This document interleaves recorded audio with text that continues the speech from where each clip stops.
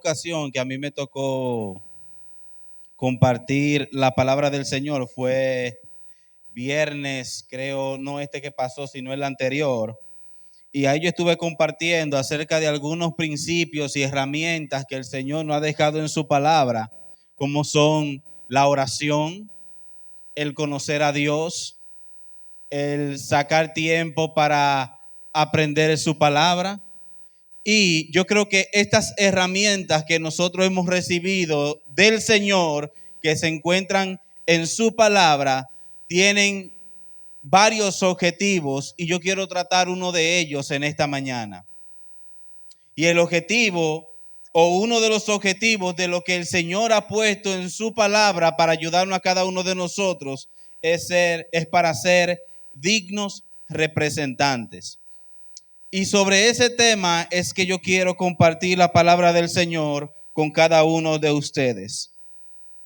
Hay algunas palabras claves que yo quiero que desarrollemos y a la luz de la palabra, ¿qué Dios nos dice al respecto de esto? Por ejemplo, cuando vemos el tema que yo quiero tratar, dignos representantes, hay un adjetivo que es el digno. Y a mí me gustaría compartir con ustedes qué significa esa palabra. Porque quizá la hemos escuchado mucho, pero tal vez no la hemos interiorizado o no hemos profundizado acerca de ella. Y digno es una palabra que se utiliza para describir a alguien o algo que merece respeto, reconocimiento o trato adecuado conforme a su valor o a su condición. Esa sería una definición genérica de lo que significa digno. Es para describir a una persona que merece respeto, que merece reconocimiento adecuado, conforme al valor que tiene o a la condición específica que tiene. Otras palabras o frases que pudiéramos utilizar es que merece algo por su valor o mérito, que corresponde proporcionalmente al mérito o condición de alguien o algo, que tiene dignidad y se comporta como una persona digna. ¿Por qué yo quiero comenzar con esto? Porque esta es la raíz del valor que nosotros tenemos como hijos de Dios. Somos personas que Dios no solamente nos ha dado una identidad, sino que también nos ha dado dignidad. Y cuando nosotros vemos la definición que yo le acabo de compartir, podemos decir, cuando uno escucha la palabra mérito, nosotros como cristianos decimos, no, pero que todo el mérito de Cristo, y es cierto, todo lo que yo hoy puedo decir de mí, todo lo que yo hoy puedo hablar de mí, todas las cosas que Dios ha hecho en mi vida, el principal que se lleva toda la gloria es Dios. Porque por sus méritos yo he recibido esta condición de dignidad delante de Dios. Y tenemos que empezar nosotros ubicándonos en este plano, entendiendo de que Dios nos ha dado un valor y que Dios nos ha dado una dignidad y que debemos comportarnos de acuerdo a ella. Por eso en el libro de Efesios, capítulo 4, del 1 al 3, dice de la siguiente manera. Esa es la Reina Valera, pero a mí me gustaría compartir la nueva versión internacional. Dice Pablo, escribiendo a la iglesia de Éfeso, dice, por eso yo, que estoy preso por la causa del Señor, les ruego que vivan de una manera digna del llamamiento que han recibido, siempre humildes y amables, pacientes, tolerantes, unos con otros, en amor. Esfuércense por mantener la unidad del Espíritu que es mediante el vínculo de la paz. Pero fíjense cómo Pablo se pone en primera persona y dice, yo, Pablo, preso por el Señor, ¿Cuáles son las personas que regularmente caen presa? Los delincuentes, el ladrón, el estafador, el que ultraja, el asesino. Es decir, estar preso no es un privilegio, no es algo de lo que podamos sentirnos orgullosos. Yo duré 10 años preso en la cárcel. Mire, mi hermano, es que se glorifica de eso. Dije que me encontraron robándome una mano de plátano y me dieron 2. Yo creo que eso como que no da gusto, créame. Pero Pablo dice, yo estoy preso por causa del Señor. Por haberle servido a Dios, número 1. Y número 2, eso no afectaba su dignidad y el llamado que Dios le había dado. Porque número 1, no estaba preso porque mató a alguien, aunque mató mucha gente. Pero por eso no lo juzgaron, porque cuando Pablo hacía la función de asesino, a las autoridades le convenía ese Pablo. Cuando se volteó la torta, entonces Pablo es una amenaza. Mire qué relativa es la justicia del ser humano. Cómo se acondiciona a los intereses particulares de los poderes que gobiernan la sociedad. Sin embargo, nosotros estamos regidos por un reino donde prima la justicia, no los intereses particulares. Y Pablo dice, yo estando preso por causa del Señor, les digo que vivan de manera digna del llamado que Dios le había hecho. ¿Y cuál era ese llamado? A seguirle y a servirle. Ya el ministerio y a lo que Dios quiera dedicarnos para que le sirvamos o la manera en que Él quiere que le sirvamos es otra cosa. Pero a lo primero que Dios nos llama es a vivir de una manera digna que represente a aquel que me llamó. Y precisamente esa es la segunda palabra que yo quiero que hablemos. Representante. Somos personas que somos dignas porque por sus méritos Él nos ha otorgado dignidad. Pero también tenemos que vivir como personas que representan a aquel que los ha llamado. Y un representante es una persona que actúa en nombre de otra. Es una persona que actúa en nombre de otra. O identidad. Asumiendo funciones para representar en diferentes ámbitos como el legal, el empresarial y el laboral. Por ejemplo, un abogado representa a una persona cuando se trata de un tema legal, laboral o empresarial. Y antes de un abogado representar a una persona, la persona que será representada por el abogado tiene que firmarle un documento que le da todo el poder de ejecutar de acuerdo a las leyes y su conocimiento todo lo que él pueda hacer legalmente para defenderlo. Por lo que cuando yo le firmo un poder a un abogado para que me represente, esa persona representa a mi persona, quizás en un ámbito donde yo no soy experto, como si tengo un problema empresarial, quizás yo pueda saber de negocio, pero no sé de leyes empresariales, ni de leyes de conflicto, ni nada por el estilo. Puedo encontrarme en un problema legal y necesito a alguien que me represente porque yo no sé de leyes.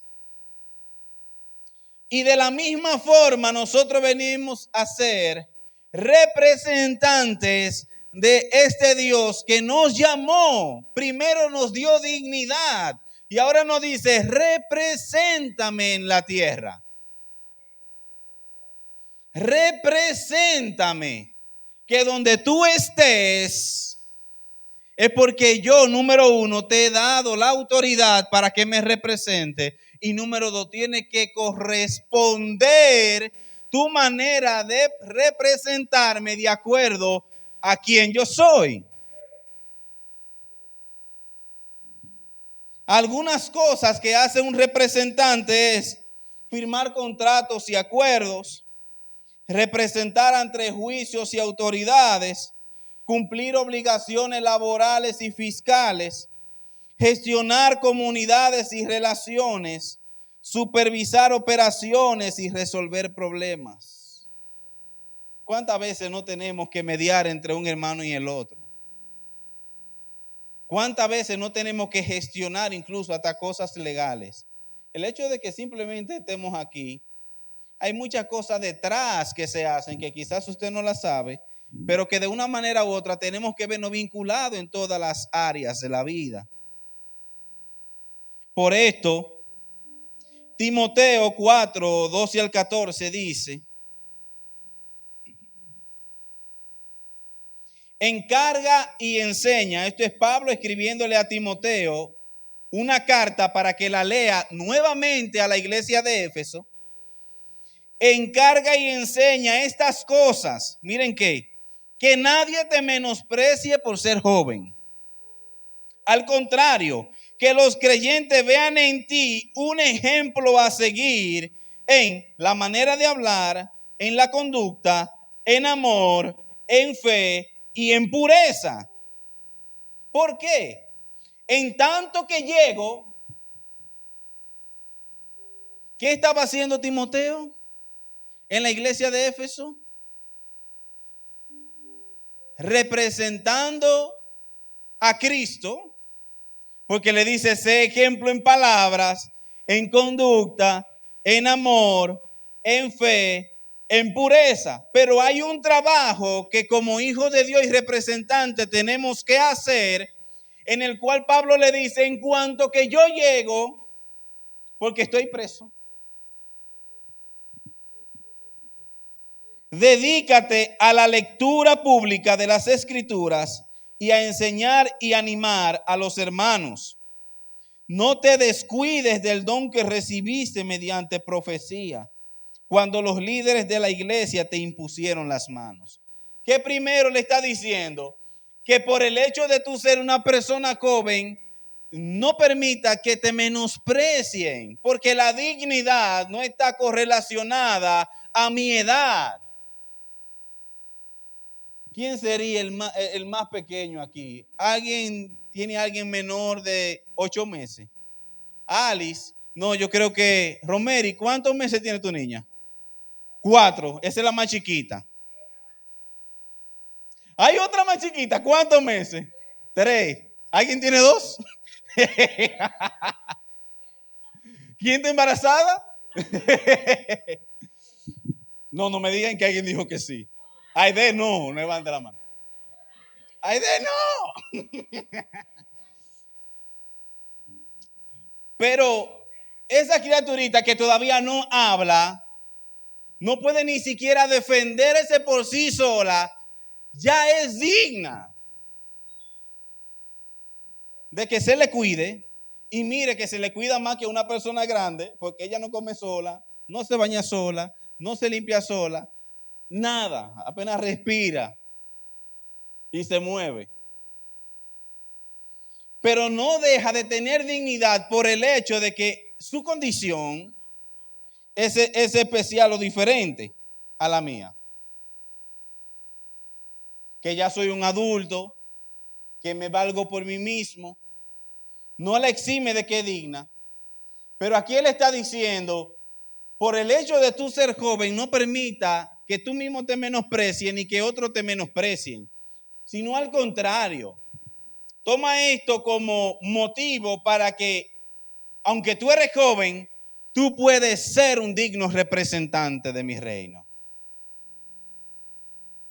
En palabras, en conducta, en amor, en fe y en pureza. De toda forma, necesitamos representar a nuestro Dios. En tanto, dice Pablo, yo voy. No estaba solamente representando a Cristo, sino también representando un liderazgo y un ministerio. Porque ¿a qué nos llamó Dios? A cada uno de nosotros. Y esta es la que más me gusta de todas. A ser embajadores de su reino. No lo digo yo, no es una palabra que yo la saqué nueva para introducirla. La misma palabra nos los enseña. ¿Pero qué es un embajador? Es el diplomático de más alto rango que representa permanentemente a un estado en un país extranjero. Es decir, en otro país que no es el de su origen. Es la máxima autoridad de su país en el estado receptor y actúa como enlace oficial entre ambos gobiernos.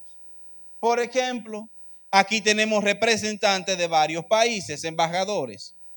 Embajador de Estados Unidos que vela por los intereses y por los extranjeros americanos que viven y radican en este país.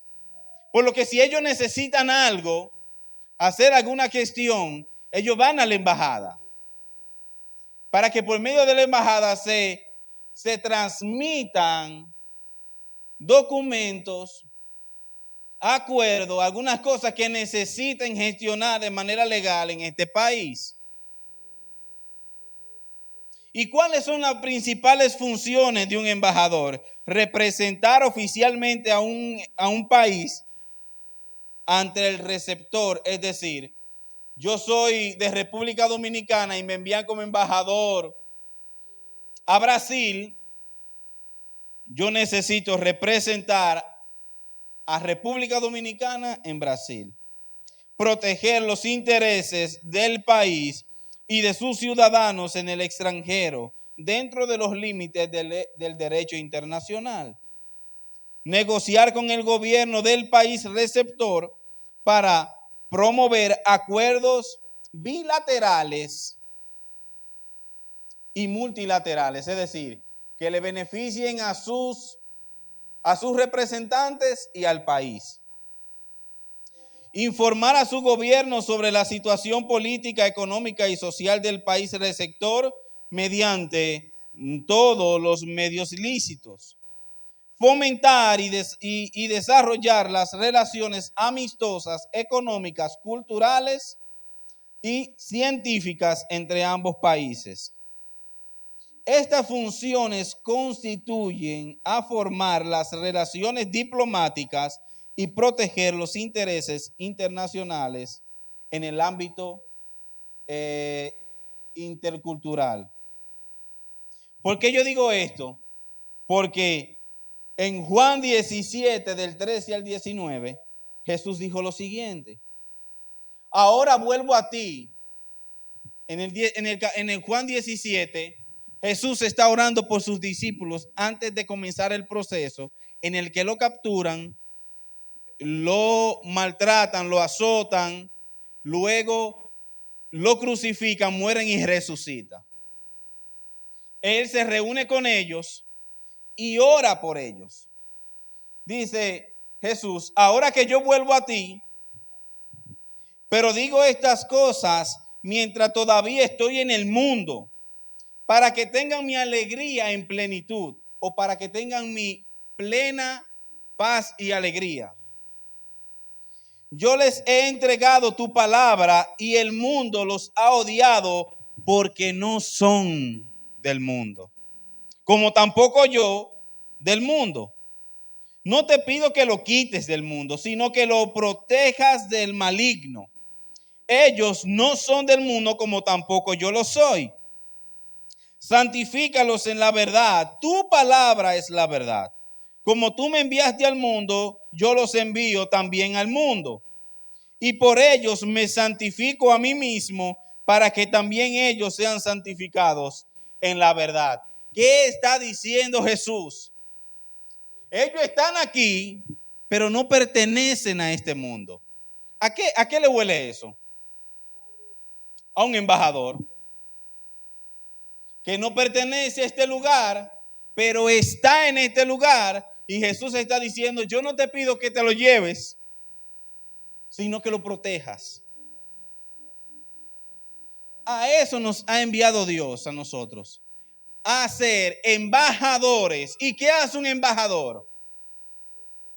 Promueve los intereses y los beneficios de su reinado, de su gobierno. ¿Y qué es lo que nosotros estamos haciendo actualmente? Promoviendo los intereses que te benefician a ti porque ya Dios es Dios, que te benefician a ti porque ya Dios es santo, que me benefician a mí porque soy el que tengo que mantenerme y cuidarme de permanecer en su camino. Porque Dios sin mí sigue siendo Dios, pero ¿y nosotros sin Él? Preguntémonos eso, ¿verdad? ¿Quiénes somos sin Él? ¿Dónde estaríamos sin Él? Todo lo que Dios nos ha dado en su palabra, el mayor beneficiado he sido yo. Ya Él es santo. Cuando he estado enfermo, Él nunca se ha enfermado. Cuando me he encontrado en aprietos, Dios nunca se ha bebido una pastilla por el dolor de jaqueca. Entonces, los beneficiarios somos nosotros que estamos en este mundo, pero no pertenecemos a este mundo y proclamamos los intereses, los beneficios y lo que Dios ha prometido a aquellos que quieren ser parte de su reinado. Segunda de Corintios 5, 20 al 21 dice: así que somos embajadores de Cristo, como si Dios los exhortara a ustedes por medio de nosotros. ¿Usted está escuchando? Somos embajadores de Cristo, como si Dios les hablara a ustedes por medio de nosotros. En nombre de Cristo les rogamos que se reconcilien con Dios. Al que no cometió pecado alguno, por nosotros lo trató como pecador, lo tratamos como pecador, para que en él también recibamos la justicia de Dios. ¿Qué está diciendo? Le estamos exhortando como que si Dios se pusiera enfrente de ustedes y les hablara. ¿Y cuál es el mensaje que le está diciendo Dios? Reconcíliense con Dios. Reconciliémonos con Dios. Esto es algo solamente explícito del que, o exclusivo del que no conoce a Dios o no le sirve. En primera instancia. En segunda instancia, también nosotros necesitamos en ciertas áreas reconciliarnos con Dios. Señor, que no acabo de entender por qué te llevaste a fulana. Y aunque yo quiero servirte, pero aquí como que yo no te estoy entendiendo todavía. Yo no sé si usted se ha preguntado, porque yo me he preguntado por qué los buenos se mueren adelante. Yo me lo he preguntado. ¿Por qué los buenos se mueren adelante? Si vemos gente, jóvenes que todavía están dando carpeta en su barrio. Y como hemos visto personas que son trabajadores, son personas de bien, aportan a la sociedad, incluso están organizados, pagan sus impuestos, son personas que son colaboradoras y se van adelante. Hay preguntas difíciles que todavía no tenemos la respuesta, pero debemos confiar en que Dios sabe lo que hace. Porque tú estás pensando en tu dolor. Porque tú estás pensando en tus intereses. Por eso muchas veces nos los preguntamos. Que por qué me botaron del trabajo. Que por qué esto que yo quería hacer no se hizo. De que por qué fulanita o fulanita me traicionó. Hay muchas preguntas que nos hacemos y a veces peleamos con Dios dentro de nosotros. Y le proclamamos y le cantamos, pero en nuestro interior todavía no estamos reconciliados. Y el mismo 2 de Corintios, pero el 6, capítulo 10, dice: aparentemente tristes, pero siempre alegres. Pobres en apariencia, pero enriqueciendo a muchos. Como si no tuviéramos nada, pero poseyéndolo todo. Así somos cada uno de nosotros. Aparentemente somos los pobres, los que no tenemos nada, los que nunca conseguimos nada. Y aunque déjeme decirle que muchas veces aquí recibimos, el que trabaja y se esfuerza va a recibir el resultado, la Biblia lo dice. Y eso es en base al resultado de nuestro trabajo y esfuerzo. Pero déjeme decir que hay riquezas que sobrepasan este mundo. Gracias, mi hermanito. Hay riquezas que sobrepasan este plano terrenal, que sobrepasan esta vida incluso. Y debemos procurar tener rayas y méritos allá arriba, que serán recompensados aquí, pero que tendrán mayor recompensa cuando estemos con el Señor. No viviendo esta vida como que es la última, sino viviendo esta vida sabiendo que es el taller, que es el terreno de preparación que Dios nos dio para cuando estemos allá arriba.